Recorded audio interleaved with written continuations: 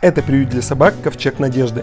Как я здесь оказался? Мне часто попадались слезовыжимательные рилсы про животных, и я понял, что могу сделать немного больше, чем просто поставить лайк. Примерно час за рулем и 130 макроносых радостным лаем тебя встречают. Они оказались здесь не по своей воле. Кого-то подкинули, от кого-то после долгих лет дружбы просто отказались, а кто-то болел на улице и его принесли добрые люди. Мы привезли им еду, игрушки и лекарства, раздали вкусняшки и почесали уши, а они были благодарны.